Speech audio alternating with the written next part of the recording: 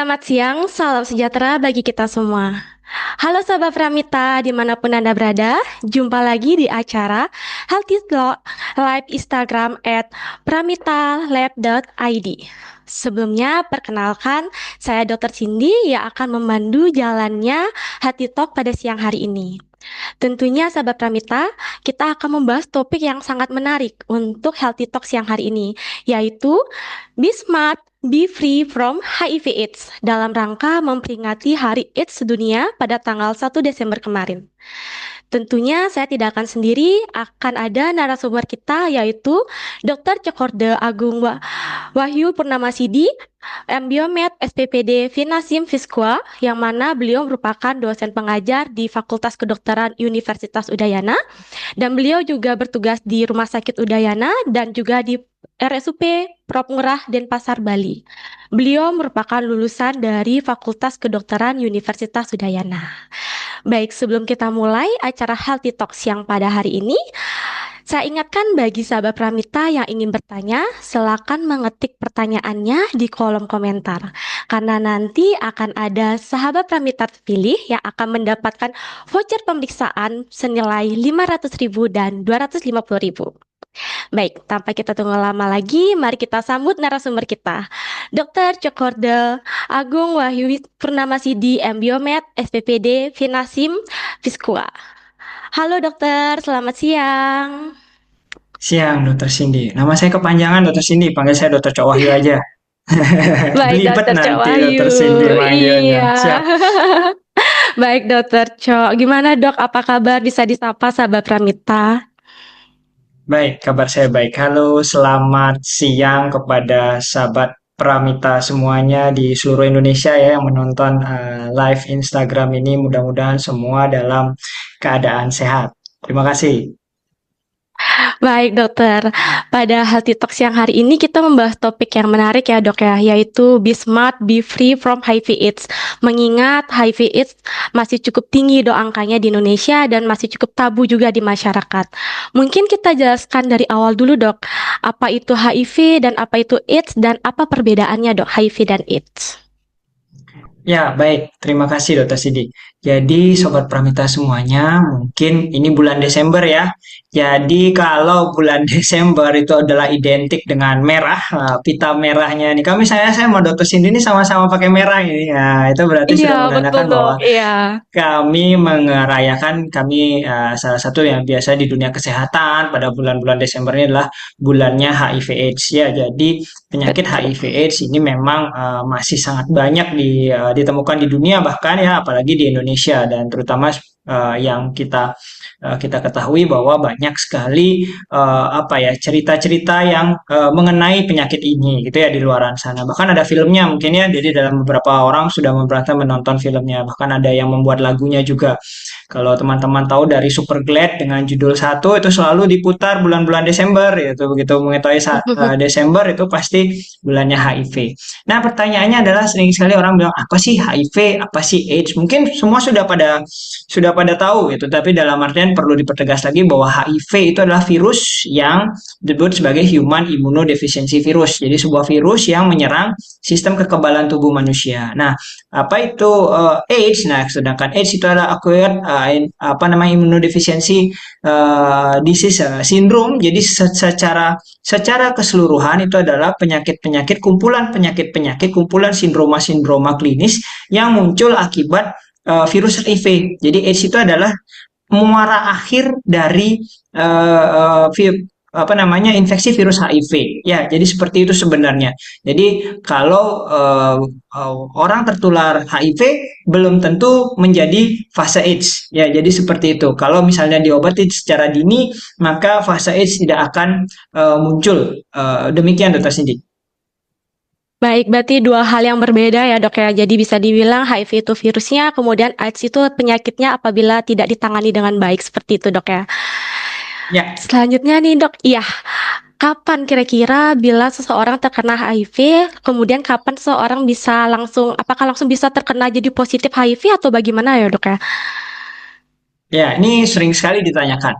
Saya, Iya betul. mohon maaf ya, ini nama saya kemarin tertusuk jarum itu yang paling sering. Apakah Ya, besok sudah menjadi HIV itu yang paling sering ya? ya, Ini ya betul. tentu tentu tidak teman-teman ya. Jadi saat ini memang masih diketahui bahwa ada namanya periode saat virus tersebut masuk, apabila kita tertular ya, jadi virus itu masuk, kemudian bereplikasi, kemudian bereplikasi itu bertambah banyak, dan kemudian mengalami ada namanya fase window period kita sebut ya, jadi dalam artian tidak terdetek sama sekali, tidak ada gejala sama sekali, kemudian barulah muncul fase-fase selanjutnya. Jadi apabila kita terkena itu mungkin sekitar 5 sampai dengan 10 tahun itu baru gejala-gejala tersebut baru muncul apabila memang kita tidak melakukan pengobatan ataupun pencegahan dengan segera. Demikian Dr. Cindy. Baik dokter, kemudian pasti banyak masih ada yang ingin bertanya dok, apabila pada fase window tadi itu dok, pada fase jendela itu apabila seseorang ingin memeriksakan dirinya nih dok, melakukan pemeriksaan HIV, apakah itu bisa terdetek atau gimana dok? Nah, ini ya susahnya, masih belum banyak yang mengatakan bahwa kalau fase window period itu adalah di mana jumlah virus sangat sedikit dalam darah, sehingga apakah bisa diperiksa dengan alat yang semakin canggih? Bisa. Ya, sangat bisa. Cuman harganya lumayan mahal. Nah, mungkin nanti kita apa ya dalam artian ada beberapa jenis pemeriksaan yang memang bisa dilakukan, tapi memang di window period ini apabila kita menggunakan pemeriksaan konvensional yang biasa, tentu tidak akan terdetek apapun dalam darah kita. Inilah memang sulitnya pemeriksaan HIV saat ini yang masih memang ada fase window period yang tidak terdetek apapun. Ini yang sangat membahayakan. Karena itu saat ini kita sendiri jadi masyarakat lebih banyak diedukasi mengenai bagaimana pencegahan agar tidak virus bereplikasi lebih banyak. Biasanya nanti mungkin bisa kita jelaskan ya, ini ada namanya post exposure prophylaxis. Demikian Dr. Cindy. Oke, Oke, baik dokter. Selanjutnya menyambung tadi dokter mungkin bisa langsung dijelaskan dok, jenis-jenis pemeriksaan yang dapat dilakukan oleh sahabat Pramita mungkin yang ingin memeriksakan diri terkait tentang infeksi virus HIV ini dok.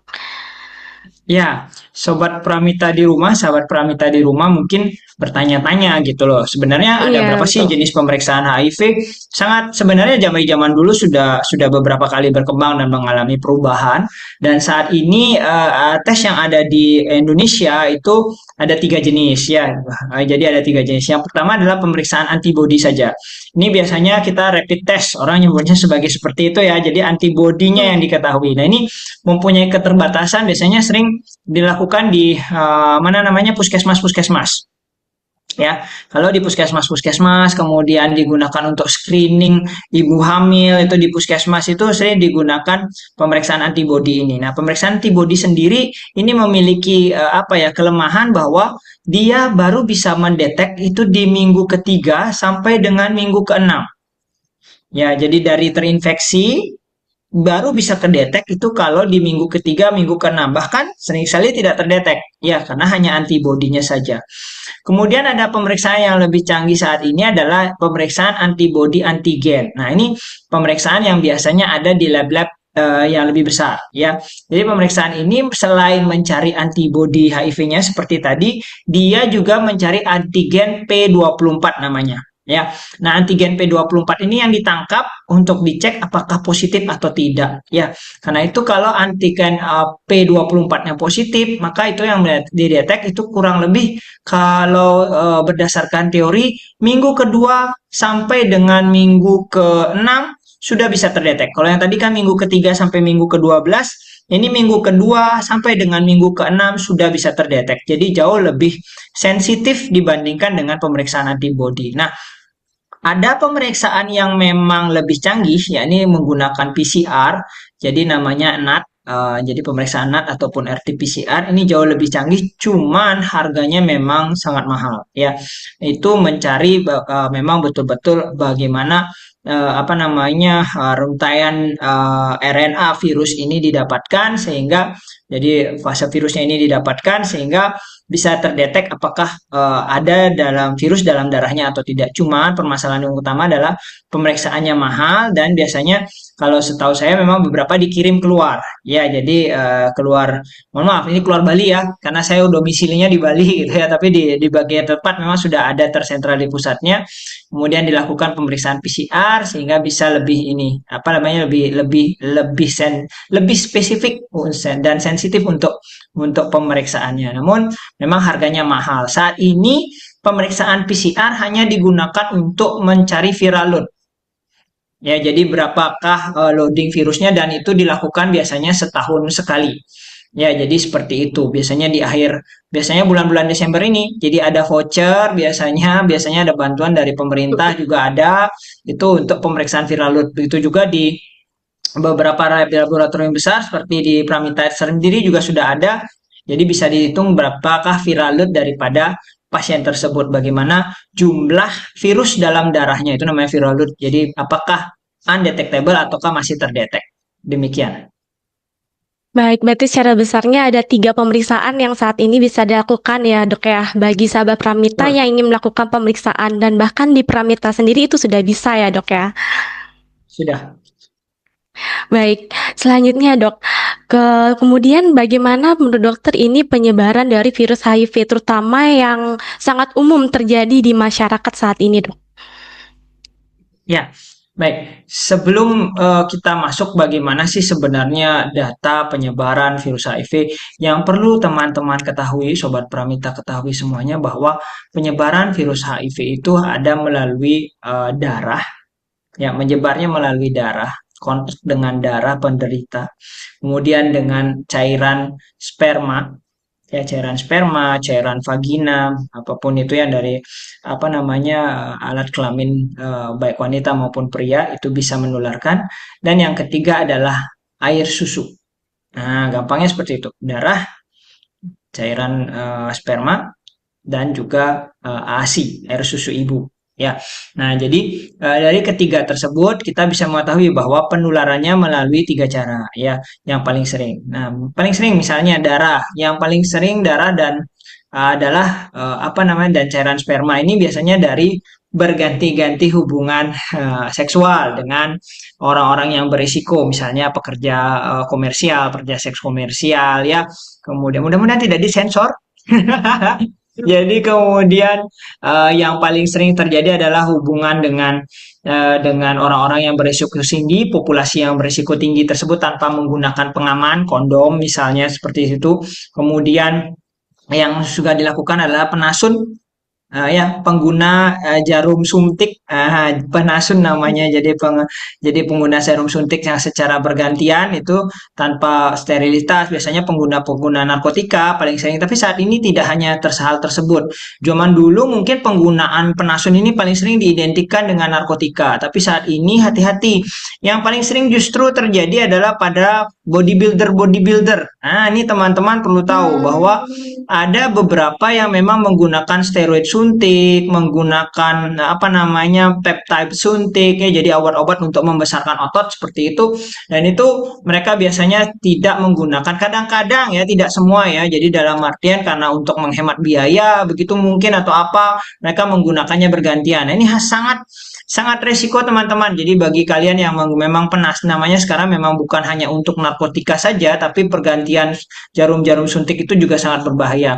Justru sekarang penggunaan tato sudah sangat berkurang karena banyak tato, studio-studio tato yang di studio-studio, ya. Kalau tato yang di luar studio, kami tidak jamin kesterilannya, tapi kalau tato di studio-studio yang sudah tersertifikasi, itu biasanya kami sudah melakukan edukasi.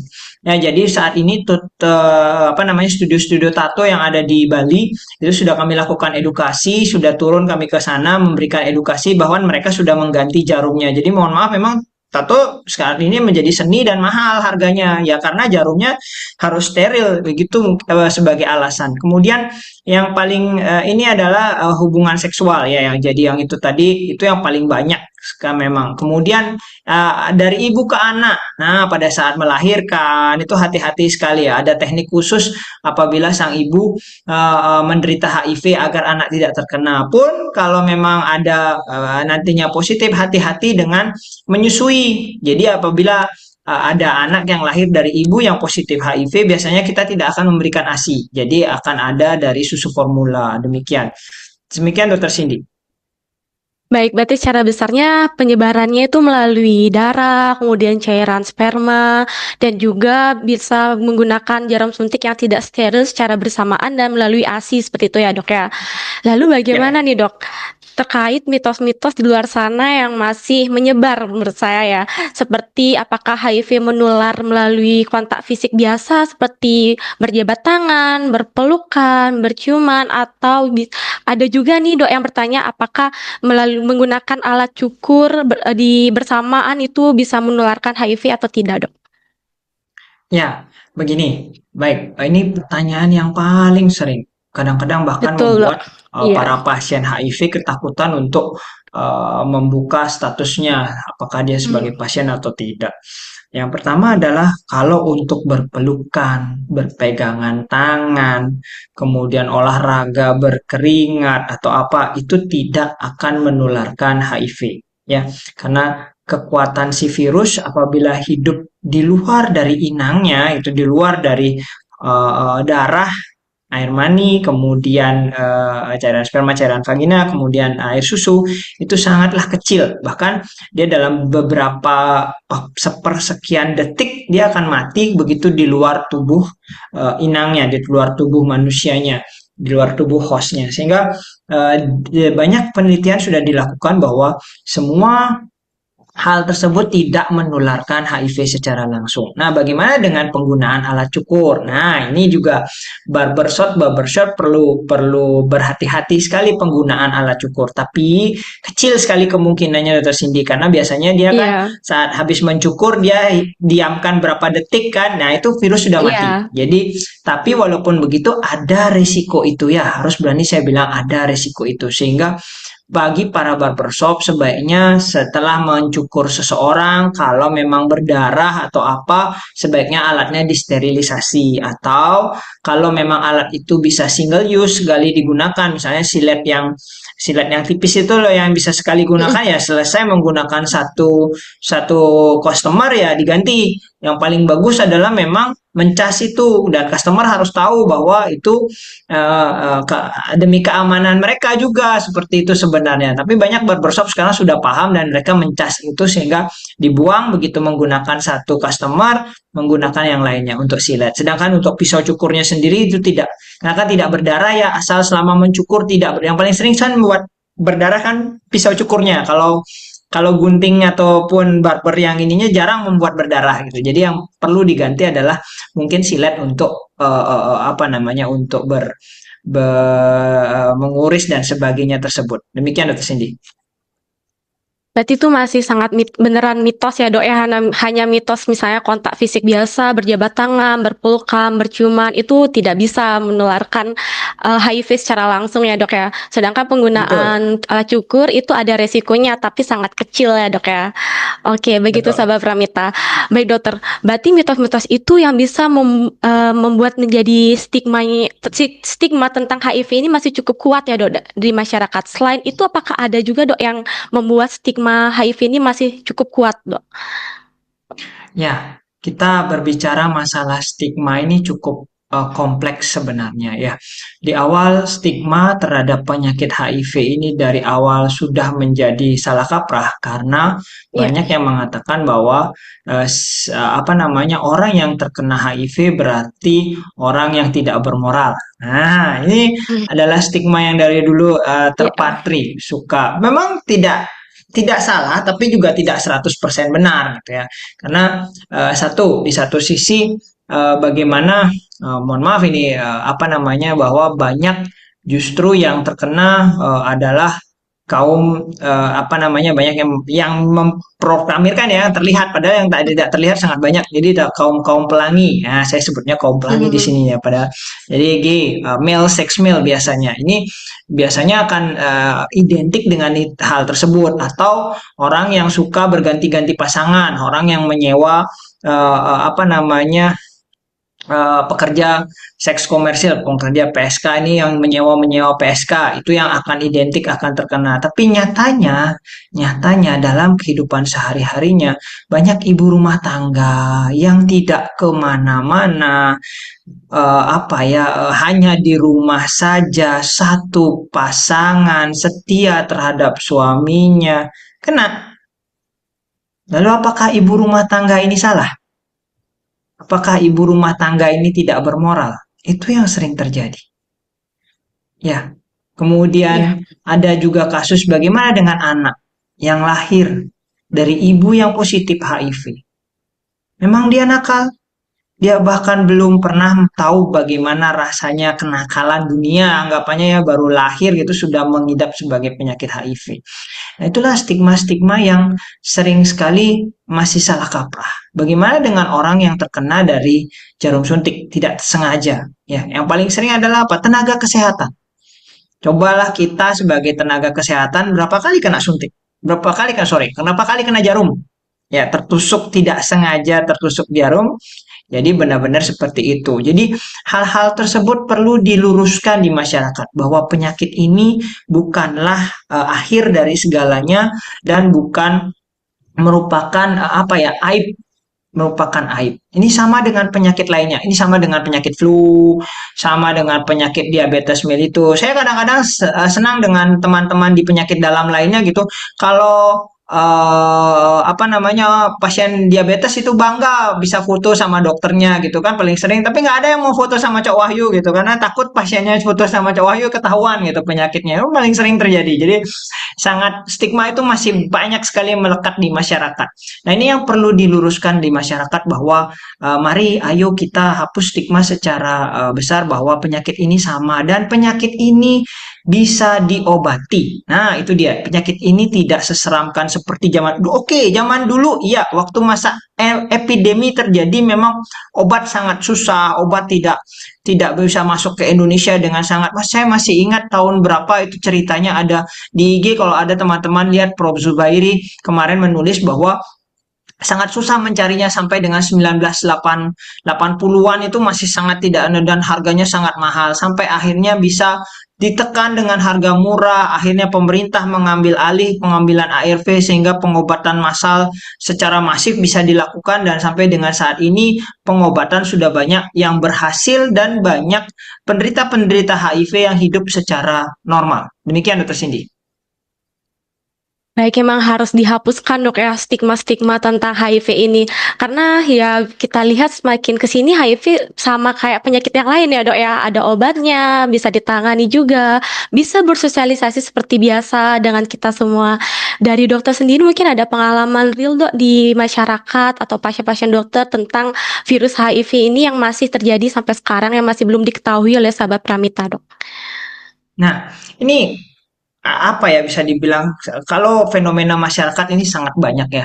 Saya pernah yang paling menyentuh mungkin ada satu keluarga diisolasi benar-benar. Satu keluarga diisolasi di suatu daerah diisolasi.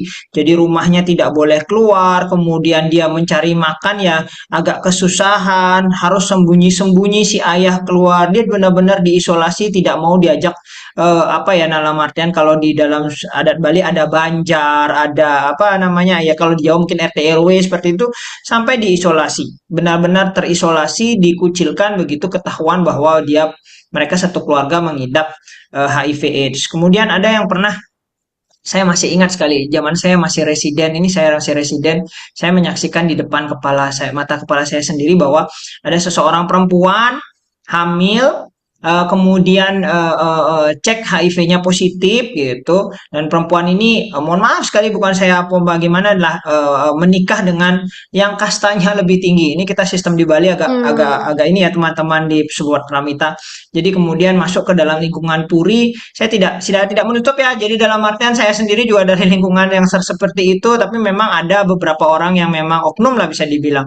Pada saat lahir akhirnya kemudian langsung diceraikan, tidak boleh menjenguk anak, anaknya diambil oleh pihak laki-laki, dia sama sekali tidak boleh menyentuh anaknya sama sekali dan sebagainya. Padahal dari anamnesa pun saya dapatkan bahwa bercerita saya ini setia dok, nggak pernah berganti-ganti pasangan, tidak pernah apa-apa ya, jadi cuman dengan suami saja benar-benar. Dan ternyata beberapa beberapa tahun kemudian saya bertemu dengan suaminya juga, akhirnya ternyata si suami juga positif gitu ya. Jadi dalam artian eh, apabila ini terjadi ya bagi semua pasangan siapapun di sana, ini adalah benar-benar pesan saya, bila pasangan Anda positif atau apapun itu ya sebaiknya lakukan pemeriksaan juga, karena benar-benar memang uh, kans untuk sama-sama positifnya itu sangat besar. Ya, kita tidak perlu mencari siapa yang salah, apa yang terjadi duluan, bagaimana kejadiannya itu silahkan, mungkin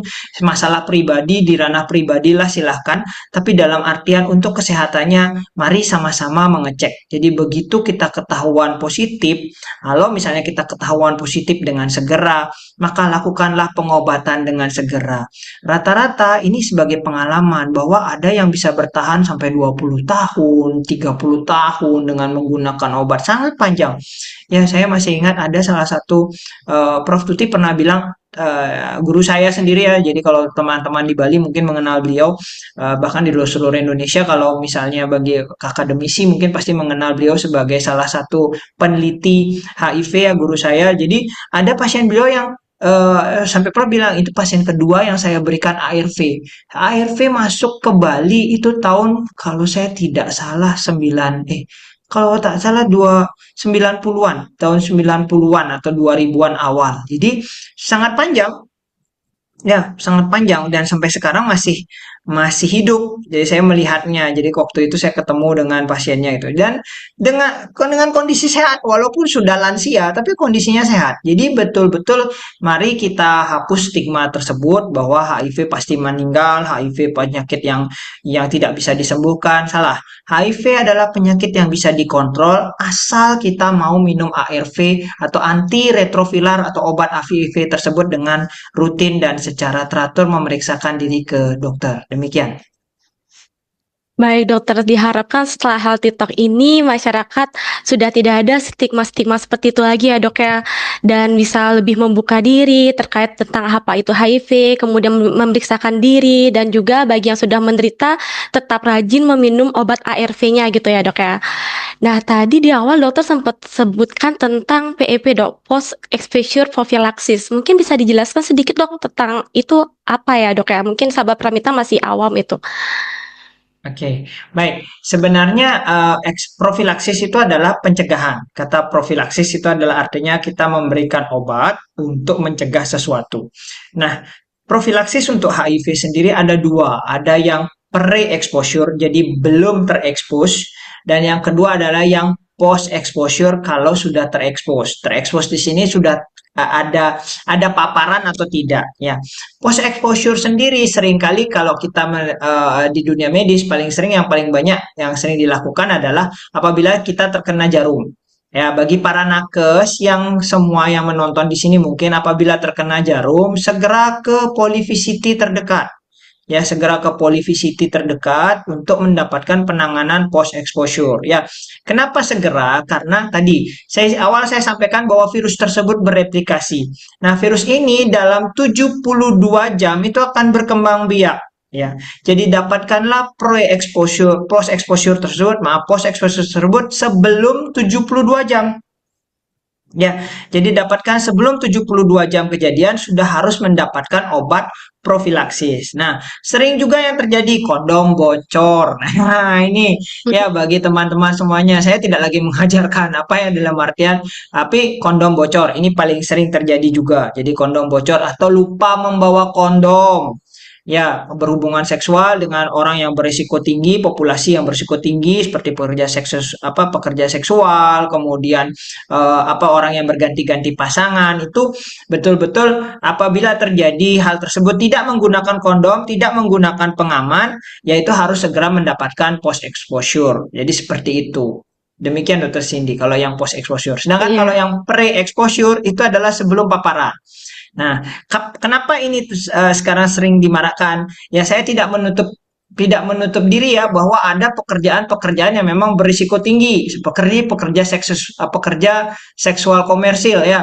Mungkin pekerjaan bagi orang dari sisi agama pekerjaan tersebut salah, tapi nyatanya di dunia sangat banyak pekerjaan itu. Nah, pekerjaan-pekerjaan yang seperti inilah yang memerlukan pre-exposure agar tidak menularkan ke orang lain.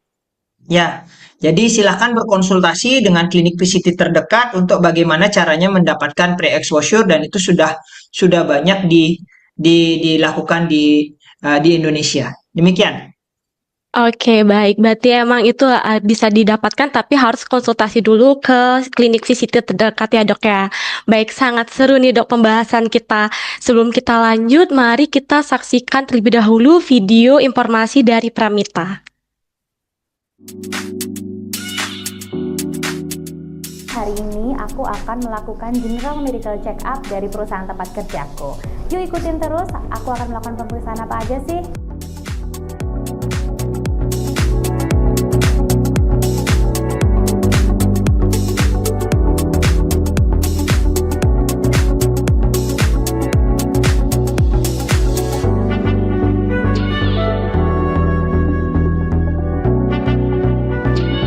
Yeay, sekarang tiba giliranku untuk medical check up.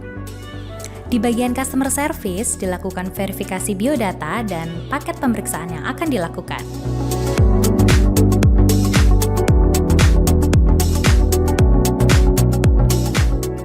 Pemeriksaan pertama yang aku lakukan adalah pengambilan sampel darah.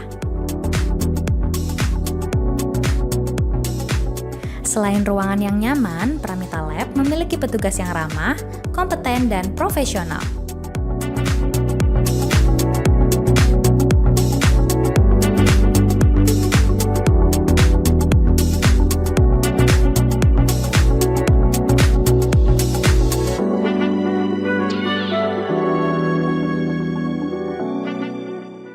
Pramita Lab memiliki peralatan yang lengkap dengan teknologi terkini untuk memberikan hasil pemeriksaan yang berkualitas tinggi.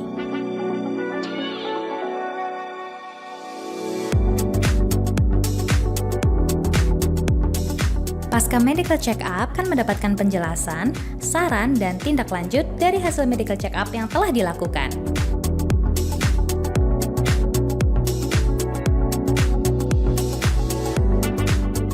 Pramita Lab juga melayani medical check up di lokasi perusahaan. Jadi, tunggu apa lagi? Yuk lakukan general medical check up di Pramita Lab.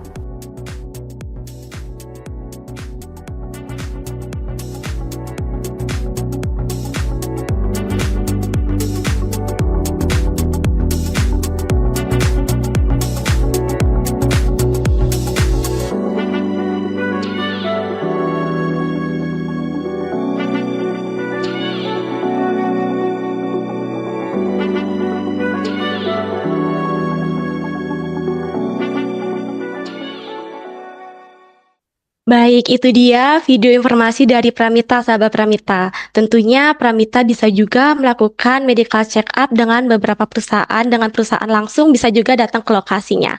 Baik, Dokter Cok, kita lanjut ini, Dok ya. Kita akan membacakan beberapa pertanyaan dari sahabat Pramita. Sepertinya sudah ada beberapa pertanyaan, Dok, akan saya bacakan ya, Dokter. Pertama dari akun Boboiboy 113. Ini pertanyaannya, apakah ODHIP atau ODHIP yang telah konsumsi TLE selama 2 tahun dan karena efeknya masih suka buat nggak nyaman, apakah ada peluang untuk pindah ke TLD, Dok? Baik, Dokter, mohon maaf suaranya tidak terdengar. Sorry, masih Anwar. Ini pertanyaannya advance lumayan, entah apakah mudah-mudahan bukan residen yang bertanya gitu. Ya, bercanda. Jadi begini, ya obat apa namanya ARV itu ada berbagai jenis. Ya kita mungkin ini pertanyaannya adalah apakah TLE? TLE itu adalah tenofovir, lamivudin, efavirenz ya. Bagaimana secara 2 tahun sudah dikenakan dan merasa tidak nyaman? Betul. Mohon maaf sebelumnya ini memang saya bukan penjual obat ya Dokter Cindy. Seringkali kalau penjual obat obat bagus tanpa efek samping itu penjual obat itu ya, saya dokter gitu. Jadi dalam artian setiap obat pasti punya efek samping. Belum ada satupun obat di dunia ini yang tidak punya efek samping. Dan kita sebagai seorang dokter, apabila efek samping tersebut muncul, kita harus bisa mengatasinya. Itulah sebenarnya pelajaran kedokteran, bukan dari Google dan sebagainya. Ya, itu pentingnya kita berkaya sampai ini. Nah, TLE sendiri, terutama dari efavirenz-nya, itu paling sering adalah nightmare. Nah, sebagai sebagai edukasi bagi teman-teman, obat ARV itu obat keras, teman-teman, dan banyak yang tidak nyaman untuk memakainya di awal. Memang betul, itu sangat mual muntah, sangat tidak nyaman. Tapi dengan efeknya makin lama itu akan makin makin bisa diterima oleh tubuh. Nah, tapi memang ada beberapa orang yang akan muncul efek samping.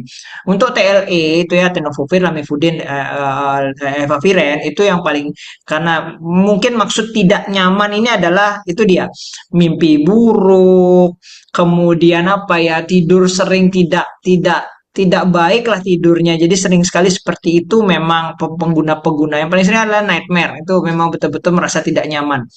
Nah, itu apakah ada peluang untuk pindah ke TLD?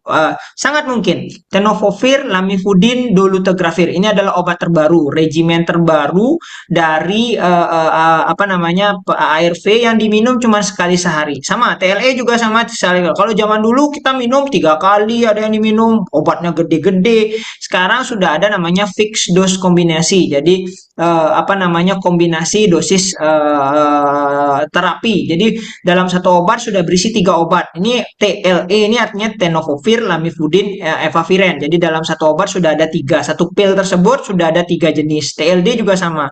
Tenofovir, lamivudin, dolutegravir. Nah, efek daripada efavirenz di sini bisa ditekan dengan mensubstitusi dengan dolutegravir. Sangat memungkinkan. Silakan konsultasikan ke dokter terdekat. Jadi siapapun ini Bobo Boy 113 itu ya, mungkin di Malaysia gitu kan, karena Bobo Boy kan dari Malaysia gitu filmnya ya. Maaf, saya senang bercanda. Iya Jadi dok. silakan konsultasikan. Sangat memungkinkan untuk di switch ke TLD. Nah, yang perlu diperhatikan pada pasien-pasien pengguna tenofovir mungkin ya. Jadi periksakan ginjal secara rutin. Jadi ini yang miss sering sekali di masyarakat, bahwa kenapa saya harus dicek ginjal? Ngapain lo sering-sering saya ngecek ginjal? Kadang setiap 6 bulan sekali, 3 bulan, 3 sampai 6 bulan sekali itu pengecekan fungsi ginjal sangat penting bagi pengguna-pengguna tenofovir. Nah ini juga bila efek samping muncul, maka dia akan diganti pasti. Jadi jangan merasa bahwa saat obat itu diganti itu berarti terjadi kegagalan atau apa. Bukan, kadang-kadang bukan hanya karena gagal, itu karena dia misalnya adalah muncul efek samping yang kalau misalnya kita lanjutkan sangat berbahaya bagi pasien, itu pasti kita ganti. Jadi seperti itu, bukan berarti apa namanya terapinya gagal, enggak, bukan. Jadi muncul efek samping yang berbahaya, justru itu yang akan kita lakukan. Demikian mungkin Dokter Cindy. Baik, berarti masih sangat memungkinkan untuk diganti ya dok ya, tapi tetap harus konsul juga ke dokter terdekat. Baik, Betul. selanjutnya ini ada dari akun Sudarsono 9117 dok. Pertanyaannya, selamat siang dokter, untuk pemeriksaan CD4 dan VL virus load itu berapa bulan setelah akses ARV dok? Ya, ini pertanyaan bagus ini. Berapa lama kita akan mengecek CD4 dan viral load? Secara teorinya CD4 itu diperiksa setiap 3 bulan sekali. Secara teori ya, di awal 3 bulan di awal, kemudian setiap 6 bulan, baru apabila sudah konstan terjadi maka setiap 12 bulan. Itu sebenarnya ada ketentuan-ketentuan kapan harus memeriksanya, bisa setiap 3 bulan, setiap 6 bulan, dan setiap 12 bulan. Tanyakan ke dokter terdekat. Tapi dalam artian memang harus diperiksa rutin, dan setiap 6 bulannya itu wajib diperiksa sebenarnya. Jadi dalam artian untuk memantau bagaimana terapinya. Kadang 6 sampai 12 bulan. Nah, bagaimana dengan viral load? Nah, ini pemeriksaan yang cukup mahal sebenarnya. Jadi viral load saat ini di Indonesia sendiri diwajibkan apabila sudah melakukan 1 tahun dari ARV diberikan, maka kita akan mengecek dari viral load tersebut. Nah, setiap 12 bulan kita akan mengecek viral load tersebut apakah virus dalam darah, viral load ini adalah mengecek virus dalam darah apakah masih atau sudah tidak terdeteksi. Sedangkan kalau CD4 itu yang dicek adalah cluster differential fault. Jadi CD itu cluster diferensial ya, bukan keping CD itu ya. Jadi cluster diferensial itu yang memang sebagai target virus HIV. Jadi apabila CD4-nya masih rendah di bawah 200, maka kita harus memberikan obat-obat lain selain ARV tersebut sebagai tambahan. Bila sudah di atas 200, maka cukup hanya ARV saja tanpa disertai dengan obat tambahan. Itu yang pertama. Kemudian CD4 juga berguna untuk mengetahui apakah orang tersebut cukup kuat untuk menerima infeksi. Jadi kita harus ketahui bahwa AIDS itu yang mengancam itu adalah imunnya diserang sehingga infeksi mudah masuk. Ya, HIV itu seperti itu, mudah masuk. Jadi orang meninggal, kalau ditanya orang meninggal karena sama dengan gini ya jadinya. Orang meninggal karena rokok enggak ada orang meninggal karena rokok kan gitu. Ini anggota dewan Iya. banget saya. Sama, orang juga tidak meninggal karena HIV-nya, tapi orang meninggal karena infeksi oportunistik yang terjadi. Tapi infeksi oportunistik itu bisa terjadi karena CD4-nya rendah. Kenapa CD4-nya rendah? CD4-nya diserang oleh si tentara HIV. Jadi istilahnya HIV ini melemahkan tentara sehingga infeksi-infeksi lainnya mudah masuk dan inilah yang menyebabkan kematian. Seperti itu sebenarnya secara garis besar bisa dijelaskan. Nah, CD4 itu memang wajib untuk diperiksa. Ini yang sering sekali dilakukan sama beberapa pasien menawar, wah mahal dok CD4, boleh nggak usah periksa, boleh nggak ini? Sebenarnya sih sebaiknya tidak, karena dari situlah kita bisa menangkap apakah terapi kita berhasil ataukah kita terapi gagal. Jadi dari situ kita bisa memantau bagaimana keberhasilan kita memberikan obat, memberikan terapi. Seperti di awal saya bilang bahwa ARV adalah obat keras. Karena dia obat keras sehingga harus perlu pemantauan yang cukup ketat dalam penggunaannya. Demikian Dr. Cindy. Oke, berarti sebaiknya CD4 itu 3 bulannya, kemudian viral load-nya 1 tahunnya gitu ya dok ya, secara garis besar 3 ya. sampai dengan 6 bulan. 3 sampai 3 dengan sampai 6 6 bulan. bulan. Kalau memang tidak terlalu urgent, bisa setiap 6 bulan dilakukan pemeriksaan CD4. Oke, baik, Dokter Cok. Selanjutnya ini ada akun dari Vivir underscore beta dengan pertanyaan, selamat siang dokter, izin bertanya, jika seberapa akurat untuk penggunaan tes kit HIV mandiri, contohnya OraQuick, terus bagaimana tindak lanjut jika hasil tes mandiri tersebut dinyatakan reaktif, dok? Ya, ini pertanyaannya bagus sekali ya. Iya, OraQuick dok. itu sebenarnya kalau teman-teman ya yang mungkin yang belum pernah melihat OraQuick itu dimasukkan sesuatu ke dalam mulut, kemudian didetek air liur beberapa, kemudian itu akan dibaca. Sebenarnya kalau saya melihatnya ini agak berbeda dengan antibody sebenarnya ya, sangat-sangat berbeda. Jadi OraQuick kita menggunakan antibody, menggunakan air liur, diharapkan bahwa di air liur tersebut terdapat apa namanya anti ya bisa dibilang antibody sih sebenarnya. Jadi antibody ya seperti itu. Cuman prinsipnya berbeda. Kalau yang satu lagi antibody yang benar-benar memang antibody yang tadi saya sebutkan itu menggunakan darah juga pemeriksaannya. Nah, dari yang pengalaman selama ini, mohon maaf saya tidak membaca jurnal secara lengkap tentang OraQuick karena saya sendiri jarang sekali menggunakannya. OraQuick ini adalah digunakan oleh pribadi biasanya, agak cepat menggunakan air liur dan sampel yang ada di dalam mulut, entah itu kena darah ataupun apa. Tapi pada prinsipnya air liur sebenarnya tidak bisa mendeteksi daripada virus HIV. Ya, tidak ada penularan dari air liur menggunakan HIV. Mungkin antibodinya akan terdetek. Ya, antibodinya tidak menularkan ya teman-teman ya. Jadi antibodinya yang akan terdetek atau apapun itu yang terdetek dari OraQuick. Tapi jujur saja saya bilang bahwa OraQuick ini sangat rendah sensitivitas maupun spesifisitasnya. Nah, bagaimana jika reaktif ya? Jangan merasa bahwa oh saya positif gitu. Enggak. Karena setahu saya positif palsunya sangat banyak. Pasien sifilis juga bisa positif, kemudian pasien apa bisa positif. Saya agak lupa, mohon maaf sekali. Jadi ada beberapa pasien yang ada beberapa tulisan yang mengatakan bahwa Oroquick, saya pernah membacanya aja Oroquick ini. Jadi dalam artian dia positif sekali karena sesuatu, jadi bisa menyebabkan positif palsu namanya. Belum tentu hal itu positif yang sebenarnya. Kalau Oroquicknya positif, yang pertama dilakukan adalah cross check ulang ke lab terdekat atau puskesmas terdekat kalau memang tidak ada ya siapa ini jadi spiferenia, jadi carilah pusat kesehatan terdekat, kemudian lakukan pemeriksaan yang ada di sana, minimal antibodi tapi yang jelas diambilnya dari darah ya. Kalau misalnya dia jadi kita punya prinsip bahwa kalau misalnya dia positif atau negatif apa, kalau dia hasilnya positif maka kemungkinan besar memang positif 3 kalinya. Tapi kalau hasilnya misalnya negatif, jadi ya belum tentu memang memang terjadi HIV. Jadi dalam artian saya harus berani bilang Oraquick tidak bisa dijadikan patokan apakah orang tersebut terkena HIV atau tidak. Itu hanya sebagai screening awal yang dilakukan pribadi, dengan entah caranya benar, entah caranya salah, itu bisa bisa saja terjadi.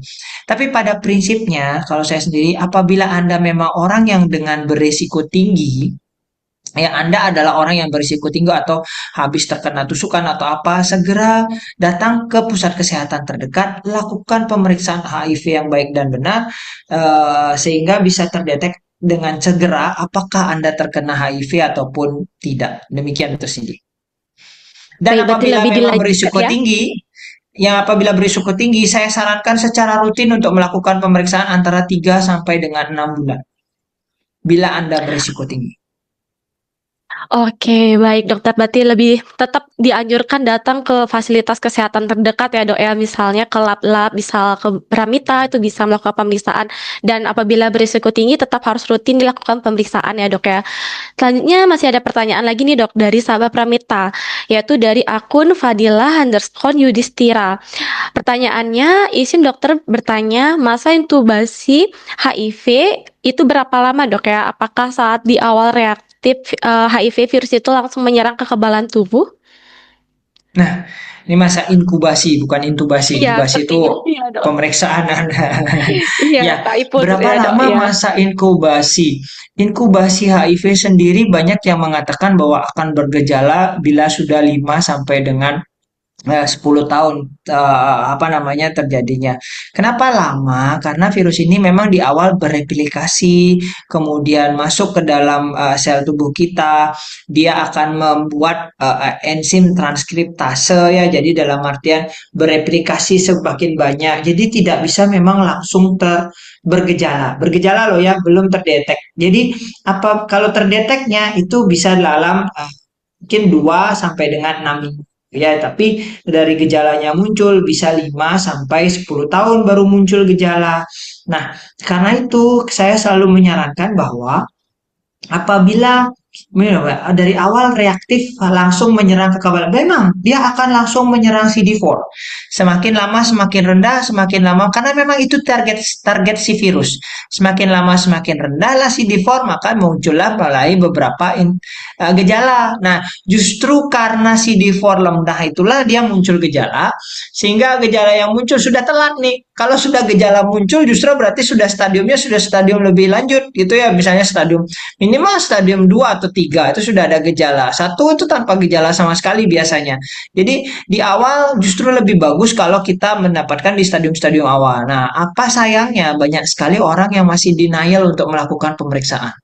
Ini yang seringkali saya sedihkan, bahwa orang merasa bahwa ya, ngapain saya harus meriksa begitu? Kenapa saya harus memeriksa begitu? Jadi masih tahap denial untuk memeriksa itu. Sehingga sudah telat. Jadi harus berani bilang bahwa di Bali sendiri, saya tidak data di Indonesia, mungkin data di Indonesia seluruhnya bahwa kebanyakan akan datang di stadium 4. Stadium 3 dan stadium 4 itu akan yang paling banyak dibandingkan dengan stadium 1 ataupun stadium 2. Ya, jadi setelah bergejala lebih berat baru mereka akan muncul. Demikian. Berarti harus lebih aware ya dok ya, merasa diri berisiko tinggi harus cepat diperiksakan. Jangan tunggu sampai ada gejalanya ya dok ya. Kalau sudah ada gejala berarti sudah terlambat. Oke, ada lagi nih dok pertanyaan dari sahabat Pramita dari akun Kalista_istiqomah 06. Dok, apakah HIV/AIDS bisa memicu komplikasi? Apa perbedaan HIV dan AIDS dok? Apakah ibu dengan riwayat HIV masih bisa melahirkan? Oke, baik dokter bisa dijelaskan lagi dok? Iya, ini dia pertanyaannya sangat bagus. Apa komplikasi dari AIDS? Nah, HIV tadi apa itu HIV dan AIDS? Jadi HIV itu virusnya, AIDS itu adalah stadium akhir daripada penyakit tersebut. Ya, apabila sudah terjadi misalnya berbagai macam infeksi oportunistik muncul, misalnya TBC, kemudian pneumonia atau radang paru itu muncul infeksi paru. Nah, itulah bisa disebut sebagai stadium akhir dan bisa disebut sebagai AIDS. Nah, apakah komplikasinya? Ya itu dia tadi, bisa terjadi radang paru, bisa terjadi radang otak, itu yang paling sering meningitis. Ya, entah meningitis karena tuberkulosis, kemudian yang paling sering adalah encephalitis toxoplasmosis cerebri ya. Jadi apa namanya toxoplasma cerebri. Jadi ada toxo di dalam kepalanya. Sangat banyak sebenarnya komplikasi. Pada intinya komplikasi yang muncul, kenapa komplikasi tersebut muncul, kenapa penyakit-penyakit oportunistik kita sebut itu muncul, karena tentara kita lemah. CD4 diserang, HIV ini adalah virus yang menyerang tentara. Dalam satu negara, bila tentaranya lemah, maka apa nama invasi asing akan masuk. Itu konsep tubuh yang sama dengan negara. Jadi dalam artian harus berani bilang bahwa komplikasi yang muncul itu terjadi karena tentara kita masih sudah lemah, sudah diserang oleh HIV ya. Jadi seperti itulah sebenarnya kata kuncinya. Nah, apakah riwayat HIV? Mungkin dalam artian penderita ya, karena tidak ada riwayat ya. Apakah ibu dengan penderita HIV bisa melahirkan? Sangat bisa ya, sangat bisa, dan bisa dikatakan bahwa apabila terjadi apa namanya undetectable, itu sama dengan untransmitted. Jadi U sama dengan U, itu yang harus kita lihat. Begitu virus Anda dalam darah undetectable, maka kemungkinan Anda mentransmisikan virus itu ke orang lain itu akan nol. Jadi Anda tidak akan menularkan lagi. Nah, bagaimana caranya agar undetectable? Itu adalah meminum ARV dengan rutin secara teratur dan memeriksakan CD4 kalian, memeriksakan viral load kalian ke ahlinya yang terdekat ya di kota Anda. Jadi seperti itu sebenarnya konsep dari HIV. Sehingga kalau dikatakan bahwa apakah HIV tidak punya anak, bagaimana dengan laki-laki? Nah, begitu juga dengan yang laki-laki. Kalau Anda laki-laki positif HIV, sedangkan pasangan Anda negatif. Lalu pertanyaan yang sering terjadi, saya nggak boleh berhubungan seksual dong, dok gitu. No, bukan. Ya, jadi tidak sama sekali seperti itu. Anda undetected, Anda untransmitted. Itu yang harus kita. Anda tidak memiliki dalam virus dalam darah Anda, maka Anda tidak. Kecil kemungkinan Anda, bahkan nol dikatakan di beberapa, untuk mentransmisikan kepada pasangan Anda. Demikian Dr. Cindy. Oke, baik. Terima kasih Dokter Cok. Oke, itu dia pertanyaan-pertanyaan dari sahabat Pramita. Sebelum kita lanjut, mari kita saksikan kembali video informasi dari Pramita.